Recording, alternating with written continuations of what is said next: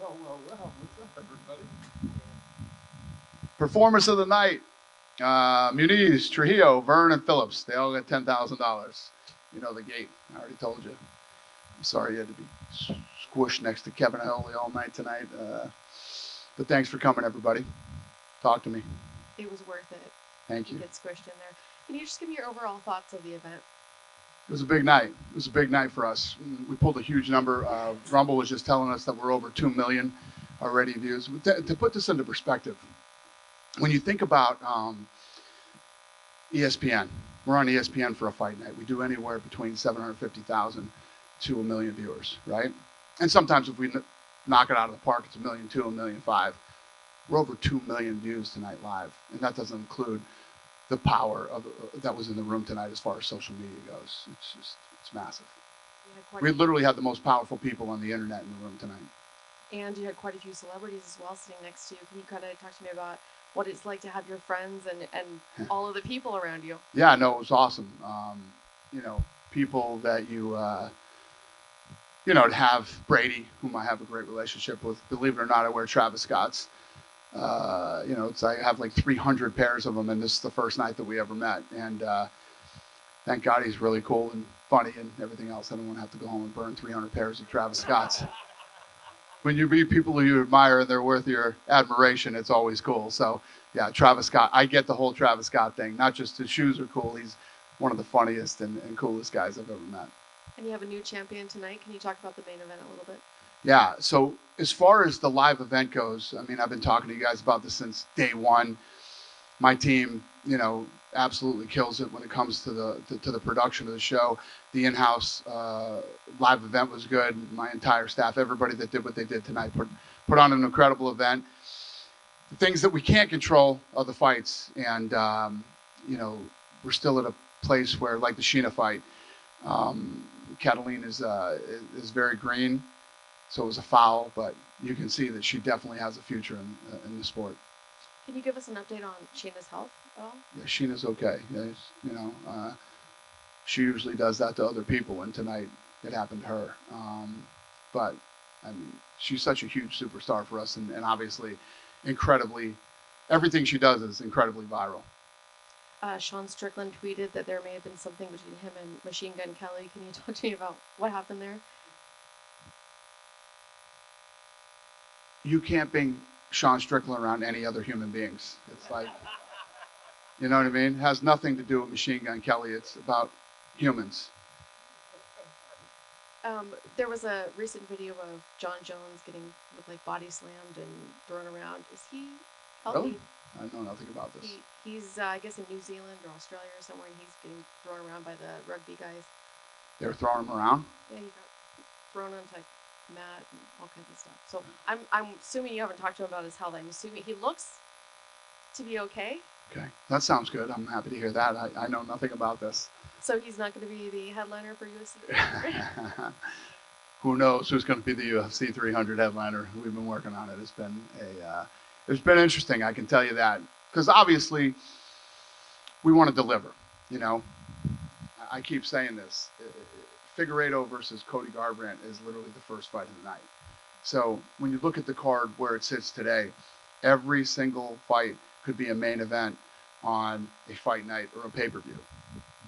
We're just waiting for that last. We got 2 more fights that we got to put together. We're working on it. And last one for me. John Anik came out recently and had some criticism of MMA fans, and then came out a couple days later and apologized. And I think now people think that he was told to apologize. I know your stance on free speech, so I'm just wondering if you could clear that up. You know for a fact nobody here told him to apologize. But at the same time, when you're in a position like Anik, me, you, anybody else, if you're a public figure, you got to be able to take the heat. You got to be able to take the criticism. You got to be able to, we all take our lumps on any given day. I love that shit. I eat that stuff for breakfast, so that's fun for me. And I get it. Some other people have a hard time dealing with it. I love Nina Drama. Nina Drama had a little meltdown yesterday too. I think that everybody has their good days and their bad days. Yeah, I don't know. But nobody here will ever tell anybody to apologize or to, no, we don't do that here. Thank you. Yep. Dana, I just wonder, like, where does the sport go, right? So, I asked one of the fighters this. All the other sports, the athletes get better over time. They run faster, they get stronger, whatever. And this, it's more of a, I guess, technique-based sport, right? So what is the evolution of this sport, and how big can it get when the athletes get even better? Well, it's a great question from somebody like you, because you were at the actual first one that we ever tested. So if you look at the difference between, when we tested it to where we are today, literally everything is better. And it has already started to evolve. These guys are training at the PI. There's stats involved now. We're starting to figure out strength, neck strength, torque, like all different stats on these guys when they train. And as more and more money comes into the sport, it will evolve. Just like MMA. I mean, in the early days of MMA, there were like 3 camps to go train with, and it wasn't mixed martial arts. It wasn't what it is today. And that will happen here too. Will you have some of the fighters train at the PI and things like that, and then use the technology that the PI has to help? It's already happening. Yeah, we're already doing that. Now camps are actually starting to pop up, and some of these guys that are coming and coaching are really good. And yeah, there's so much stuff to announce with Power Slap that's going on right now, and you guys will hear a lot of it in the next couple weeks. Did Brady like it? It didn't seem like he stayed too long. Yeah, well, the problem is tonight they have these guys had Goodell had a party tonight, so everybody had to come in and hang for Power Slap for a while, then go to the Goodell party. But all these guys that are in the NFL are they got a lot of stuff going on this weekend. So the fact that he even came by, couldn't ask for a better friend and a better human than Tom Brady. I love him. And the last question, I know you've compared it to the beginning of the UFC, and you've made that comparison a lot. But do you see this becoming a big arena thing? Because it seems you have to be in an intimate environment to really get the benefit of this as a fan, right? You have to be close and on top of it. If you're sitting up in the bleachers at T-Mobile, it seems like it would be tough. Could you make this an arena event, show and take it on the road? So when we started the UFC, our first venue was the Trump Taj Mahal. We sold 2,500 tickets and gave 2,500 tickets away. So we could have been in here for the first UFC event. But I'm just saying, is the sport conducive to a big arena show? Like, can you do it given the intimacy you require for people to be able to see what's happening? Yeah. Did you ever see darts? You ever see a dart event in England? It's fucking. Any of you ever see darts? Eddie Hearn. There you go. Oh man. Yeah, it's fucking fascinating. I mean, the people that they get to go in and watch dart events, and what's funny is I kind of modeled this thing off of darts. It's fun. It's energetic. There's a lot of drinking and a lot of people. You notice when you're at these events, everybody has their phone up. Everybody has their phone up. Everybody's filming. But yeah, yes, I do think that there will be a day where we could do arenas. Dana, I think it was after Power Slap 4 when you first mentioned you were going to make sure that Power Slap and UFC had a presence on Super Bowl week. You were emphatic about that and excited. And we saw what happened tonight. But leading up to it, I know you did Radio Row, and I'm sure that you've seen a lot of your friends. What's the excitement been all week leading up to it about Power Slap? And they got UFC Fight Night tomorrow. But in terms of leading up, feeling a part of Super Bowl week as big as this is. Yeah, I mean, coming into this week, this was one of the hottest, I don't know if you want to call it Super Bowl party or Super Bowl events of the week. I mean, how many, 300 plus we turned away that they couldn't get tickets, and 300 plus the first time we ever sold tickets. And we didn't sell tickets, we sold VIP packages, and we did a $300,000 gate in VIP packages. And I mean, this thing was about as successful as you could possibly ever hope it is. The previous Power Slaps, as we've been leading up to this, we've become used to a lot of the familiar names, right, over the course of the Turf Daddies, the Wolverines, the Hawaiians, right? Tonight, it's the TV guys and the Buffalo Soldier. I mean, some of the guys, but they're still the up-and-coming names. They're not the familiar names we've seen at the first 5, and yet they put on a show. That had to make you feel good for as important this show was, that it, a lot of the household names, if you will, through the first 5, they kind of took tonight off. Yeah, you know, when you think about when we bought the UFC, you know, there were guys already like Tito and Chuck Liddell and some of these other guys that people already knew, and there was always already a hardcore following of the sport. You know, this thing we started, a lot of these Americans, there's guys like, you guys know who Dumpling is, and I mean, that's how I got into it. I was watching him slap on Instagram, and some of those guys that are well known, but these guys are all brand new guys that are in the sports being introduced to, you know, the world right now. When you think about it, this is our 7th event. To be as far as we are and as successful as we are, and to have what we have going on in just 7 events. I mean, I've been saying this for a long time, but if you can't wrap your head around this thing now, I don't know what to tell you, but this is going to be massive. Dana. Very fun event. It's kind of sloppy, a lot of DQs. I agree. Did it kind of take the air out of the event when that happens? Well, it's definitely not. So what we did tonight is my team did a great job of controlling everything that we can control. And it's no different than the UFC. When they get in there, we have no control. They have to go in and they have to deliver. They have to train. They have to be ready. So I don't know. I keep comparing it to UFC, but I don't know if you remember, it was UFC it was 33. When we came to Vegas for the first time, the worst fucking show in UFC history. Okay, it was our big coming out party. We had just got on. We were back on pay-per-view. We were in Vegas at the Mandalay Bay, and we went too long over the window, and the main event shut off halfway through. You couldn't fuck up an event more than we fucked up UFC 33. So if I had to compare tonight to that, this is all just part of the evolution. And we already talked. I mean, Frank Hunter and I were in the back talking about sloppy and things. And it's not just us, it's the commission too. We all have to get better, you know, and the fighters have to get better and things have to change. But, you know, even the last fight was sloppy and lots of fouls, but it ended the way you would expect it to end. Are you happy with how, you know, the commission's taking and the referees are taking their time to like look at the replays? They're taking a chance, like before fouls are called and everything. Are you happy with that? The commission has been incredible.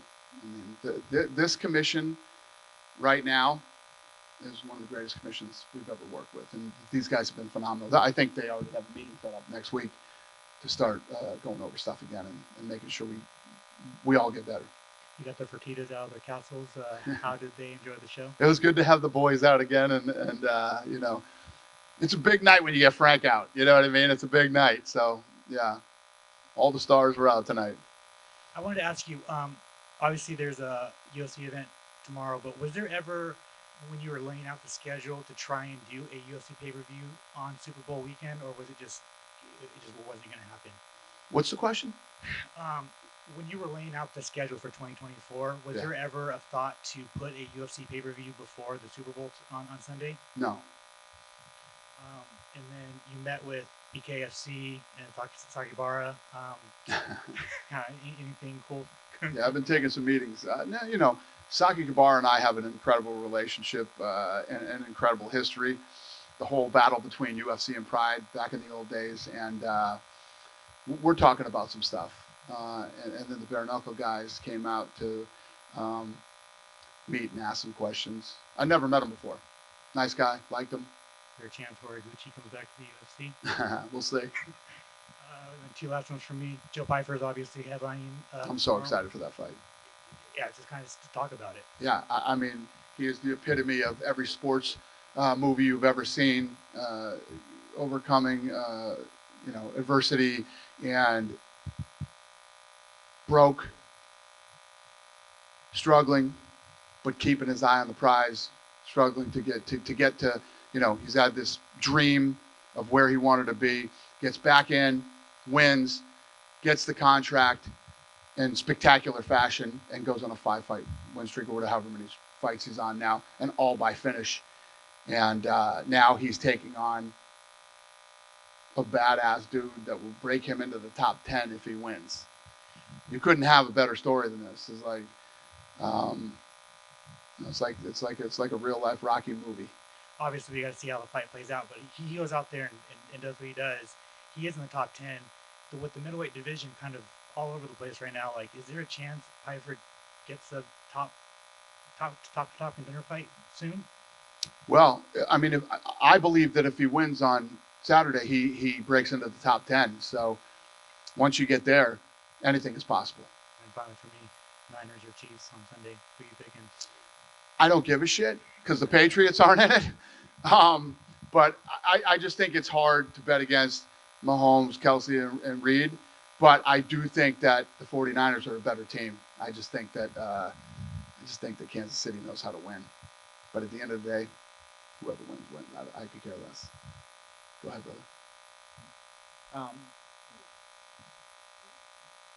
The 300,000 ticket sales, over $2 million, or sorry, 2 million views on Rumble. The largest live audience to date. Can you talk about the momentum that has happened over the last 13 months and where you see this going in the months to come? Listen, again, comparing it to UFC, every time you put on an event, you grow. And that's what we're going to do. I don't really think about that. What we think about is how do we make each event, how do we be better than we were last time, is what I think about. And it's funny because I was talking to Frank. This is all new for Frank. Frank's a lawyer, okay? Frank does lawyer shit for a living, and before he came here. And now he's got to sweat these events. And when you get into this business, it's crazy. I think it's kind of what I love about this right now is I haven't felt like this in a long time. We'll go out, and let's be honest, Toronto sucked. That show sucked. And every time we put on one of those events, it bums me out, and I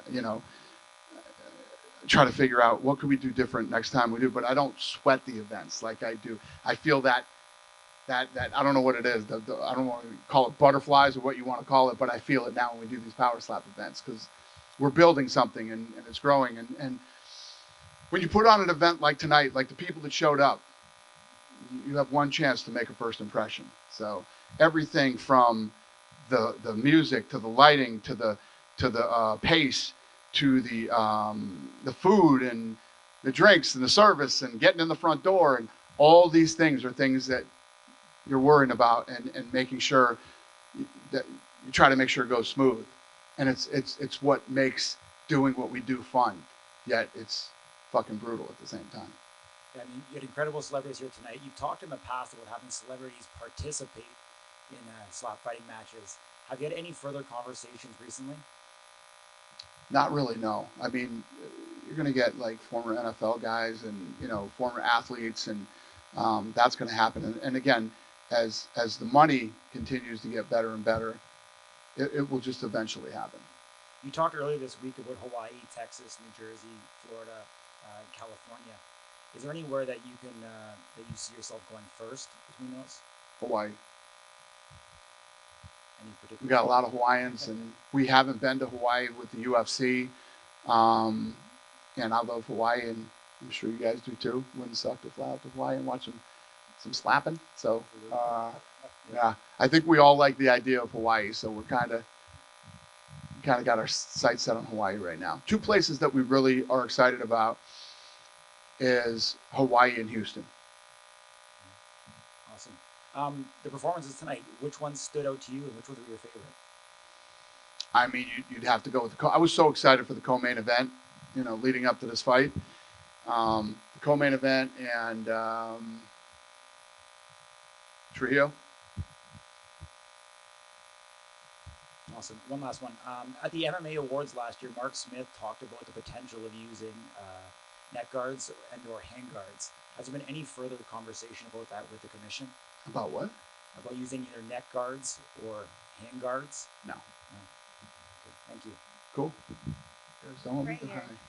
So between Tom, Travis Scott, and MGK, they have about 100 million followers on social media. When did you first recognize the power of social media as kind of a marketing arm for UFC and now Power? Because many commissioners don't actually have a favorable relationship with social media, but you've embraced it. Well, what's funny is most of you don't know, but those are the three people that you know that were in the room. The rest of the kids that were in the room are the most powerful people on the internet. The most powerful people on the internet were in this room tonight that most of you don't even know. Kai and Speed and Aiden Ross are the three biggest streamers in the world. And they were in there tonight streaming. And the rest of the room was literally the most powerful people on the internet. So I saw this very early, and that's basically what this business was built off of. This business was built off the internet. Last question. So it's first Super Bowl being held in Las Vegas. You've been in this town a long time to see sports grow and the landscape really be diversified. What does it mean for not just your business, but for Las Vegas in general and the sports and business landscape to have this event? And what do you think about it coming back? No, I'm super proud as a Las Vegan. You know, I mean, if any of you follow me on Instagram, like I love this city so much. Like almost every night that I drive home, I film the scenic from the top of the freeway to my house, and I'm just like, I fucking love this city so much. We moved here from Boston in 1977, and when we moved here, the UNLV Runner Rebels were like the biggest thing on the planet. Like everybody in this city loved the Rebels, and just that alone, I think, showed what a big sports town this had the capability of being. So I talked to Roger Goodell today. So I was with Roger Goodell this afternoon, and I said, you know that this is where the Super Bowl should be every year, right? This shouldn't even go anywhere else. The Super Bowl, the World Series, the NBA Finals, and whatever else should be here like every single year. There isn't another city that can compete with this city. This is the greatest city on earth. All the big sporting, leagues are coming here now. They're going to have a fucking ping pong league here pretty soon. I mean, everybody is coming here. Baseball, basketball, soccer. I mean, they can't get here fast enough. Why? Because this is the greatest city on earth. We have the best hotels in the world. We have the best restaurants, the best entertainment, the best shopping. And, I was talking about this the other day. If you're from Boston and you're going to do an away game for the Patriots, you're going to Vegas. You're not going to Cleveland. You're coming to Vegas. You know what I mean? Sorry, Cleveland. I keep shitting on Cleveland, but you're just the one that pops in my head. But this is the greatest city on earth. Just a quick follow-up. What was his response to you recruiting Super Bowl back every year? I don't know how he took it, but he definitely didn't disagree. He definitely didn't disagree. It's the greatest city on earth, and it's the greatest sports town on the planet. And I'm from Boston, so what's that tell you? Yeah. Yeah. Sheena, she's one of the biggest face of Powers Lab, and she said before that she's planning to fight MMA this year, probably the first semester. Is she going to be able to do both, like Powers Lab and MMA, or maybe? She said she wanted to do an MMA fight. Yes. I don't know anything about that. Okay. After tonight, she might want to take some time off. Yeah, Cool. for the MMA Masters. Cool. Do you think it would be possible for her to do both? I don't know. You think she should turn right around and start training for an MMA fight right now, or maybe wait a little bit? Anthony Smith, we saw him today, Yep. tonight. Is there any other fighters, UFC fighters, that want to do that? Because I know, like, some of Brazilian fighters, they would love to do the catching. Well, Anthony Smith was very vocal about how much he loved this and he wanted to be a part of it. So, we loved Anthony Smith, so we did it. Obviously, so me and the Fertitta Zone throw one too. For those of you that don't know, we own Ridiculousness on MTV. We own SLS Skate League, Nitro Cross, and Travis Nitro Circus. And Cowboy wanted to race. He wanted to be one of the racers in there, so Cowboy's in that. I got a bull in the PBR, and for whatever fucking crazy reason, no Cowboys can ride him, but Cowboy Cerrone wants to ride him. So that's happening in Dallas, Texas in May.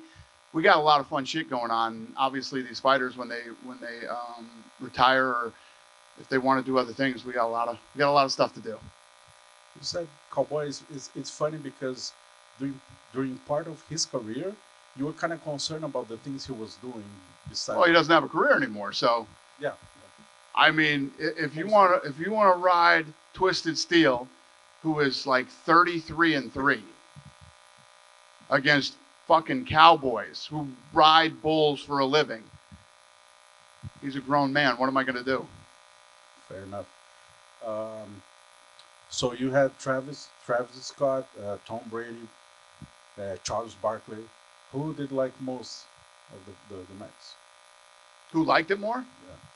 Yeah. Well, I haven't talked to Barkley yet, but you know, Travis Scott was going crazy during the event. Travis Scott was going crazy. Travis Scott. Any of you that like Travis Scott shoes and all that shit, one of the coolest guys you'll ever meet. He's fucking hilarious and a great guy, and yeah, I had a blast with him tonight. Awesome. Just to make it clear, you said before to Annie that you're going to announce 2 more fights for UFC 300. Yes, sir. So main event and co-main event, or another? Co-main event and another one. Perfect. Is there any date when you're going to announce or something? Well, listen, I'd announce it now if we had it. We've gone through a lot of crazy shit trying to put this fight together. So it's been interesting. No date. Awesome. ASAP is the date. Last one for me. Congrats on Kayla Harrison contract. Would you mind to give me applause about how was the negotiation? And she's fighting 135, right? Like a lot of fans were surprised about that because she was fighting 155 and then 145. Yeah, we like to surprise fans. That's what we like to do. So I'm glad they were surprised. And yeah, obviously she's one of the best in the world, and you can't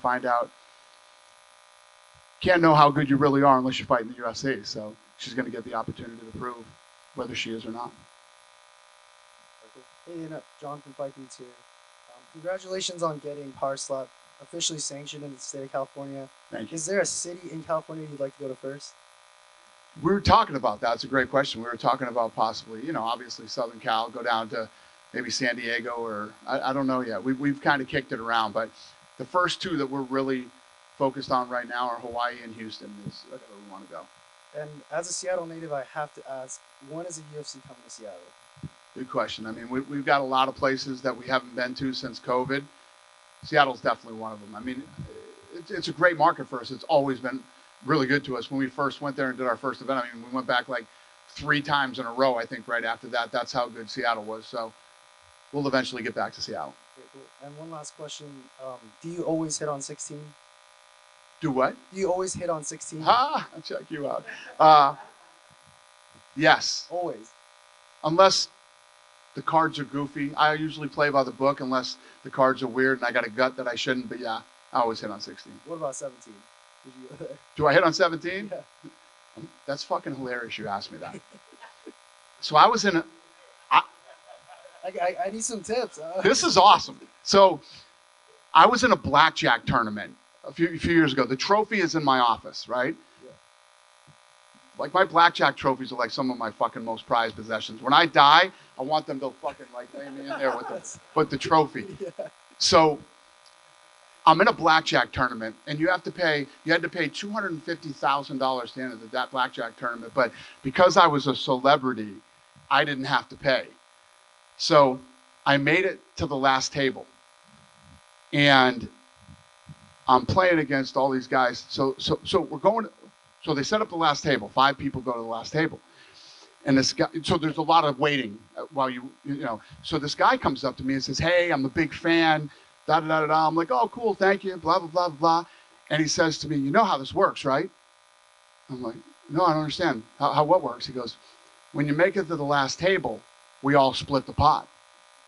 And I'm like, "Yeah, fuck that shit. Yeah, I'm not splitting the pot. I came here to win this fucking thing." This dude, these 4 people wanted to fucking murder me. I'm not kidding you. The tension in the room was so fucking crazy. It was unbelievable. So we start playing at the last. Now they're all playing to beat me, okay? And I can't remember what I did. I can't remember what the move was, but one of the guys starts yelling, "He can't fucking do that. He put too many chips up or whatever. I didn't put enough, whatever." I'm like, fucking relax, all right? So I took the thing back. But I ended up hitting a 17, right? Because the guy over there had more chips than me. I said, fuck it. I hit the 17. I got the 4 on the 17. Let's go. Right? So I win, and I can't remember what the scenario was. This is a few years ago, but because that guy shot his mouth off, and you know who you are if you're out there watching this, you remember this. I won the tournament. Hell yeah.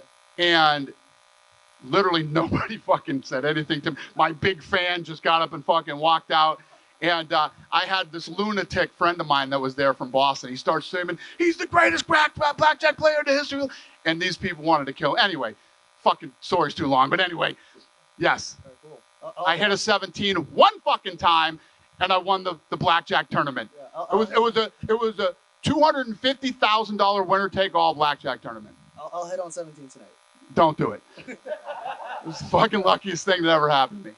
All right, thank you. All right. Good night, you guys. Thank you. Hey, Dano, real quick, Matt McClellan, Knockout Radio. Hey, so real quick, you talk about making a first impression. You have all the star power. You've got everything already in place, but the storyline tonight, you have Cole Young, whose child is going through a horrific scene. And You're right. And you've got fighters who are in each other's weddings 2 days before, 3 days before a competition. It feels nostalgic, like the UFC in the beginning was more of a family, put your differences aside. You're telling the story, you're making the personal connection, and I, being my first time here, was mesmerized by what I saw. I don't know why everybody's not standing up right now. The excitement of what you have right here is greater than anything I've ever seen in my life. Thank you, sir. And it's massive. It's so, talk about how it got to hear from. So, thank you. And that's what we're going for. We believe too that we have this fucking lightning in a bottle, and you know, I believe that we're the best at putting on live events and creating the buzz and the energy and all that shit. All the bells and whistles that we can control until the fighters get in there. But tell them the story, like he's asking about that. About Cole? Yeah, so Cole's kid has I don't know the name of the disease, but she's got some disease, and he needs to give a piece of his liver to his kid to save his kid, and he pushed off that transplant for this fight to make the money to help all that. So he's gonna go have that surgery probably this week or next week. It's unbelievable. I mean, the storyline. Exactly. And you know, there's a lot of people that shit on this thing and say whatever. These kids are making, a year ago, before I decided to get into this, these kids were doing this shit for free. You know what I mean? Or for fucking $100 and stuff like that. These kids are making life-changing money now. I was talking about with Pat McAfee the other day, Wolverine, and how it's changed his life, and a lot of these other guys now that are starting to quit their jobs and start to train full-time and take this thing serious. And you know, no matter what combat sport you're involved in, come from a rough life. You come from hardship. Guys who get involved in combat sports, and this is something that will change a lot of people's lives, not just in the United States, but around the world as we continue to grow this thing. So speaking of changing lives, I know Gary Breccia, your 10X doctor of health. We were talking to Ryan Phillips earlier. He talked about this as a mental game and discipline training and being able to control your sympathetic response. I know Dr. Breccia is really big into the forward exercise science world, as I am. So is any of that starting to be incorporated? I know you guys are trying to figure out what strategies work best, barefoot or not, you know, wind up and torque and all that. But the neurological side, I think, for this sport is going to be critical in the future. Yeah, Gary is more of a human biologist, and you know, I've talked at fucking length about what this guy's done for me and how he's changed my life and many people around me that I love and care about, and yeah, he's fucking brilliant. I don't know if I would get him involved in the sports science side of this thing, but anybody that you know, has health issues or has to be on any type of medication that traditional doctors would give you, Gary Breccia can get you off it. And last one, I was in Miami when you gave Randy the OG status of the UFC. He was there from the beginning. He supported you all those years. I feel honored to be at this critical moment of slap. Power slap will be in the future what the UFC is now, if not bigger. I'm a true fan, and so thank you for allowing me and Knockout Radio and Randy, obviously, to be a part of this. Thank you, brother. Yeah, and you're not wrong. Wait till we're talking in 3 years. Watch what we do in the next 3 years. And I was saying this in 2002 too. So yeah, it's very rare that I say we're going to do something and we don't fucking do it. Wait till you see this fear. Wait till you see this fear. Daniel, from Puerto Rico, we love you in Puerto Rico. Thank you, brother. And thank you for all you've done for the sport. Authenticity, that's you. Thank You're you. authentic. Thank you. For the kids, for the youth, what's like your biggest advice for the kiddos growing up, man, seeing you growing up and looking up to you? Ooh, that's a tough one.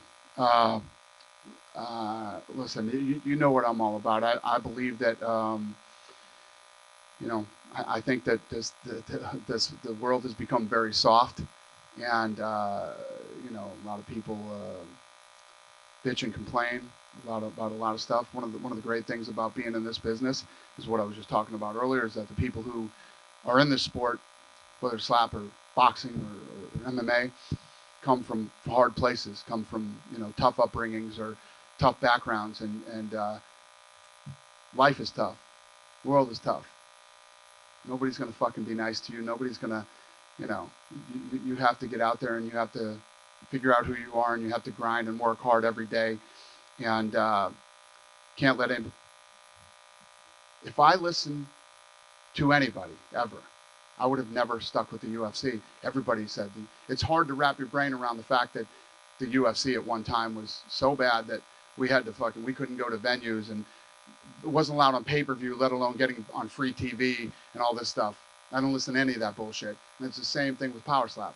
Listen to any of this fucking negative bullshit. I don't care what people think, and I don't care what people say.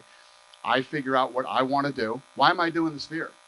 Sphere is going to cost me a bunch of fucking money, and it's because I want to do it, because I think it can be done, and I don't think anybody else can do it, and I know that I can.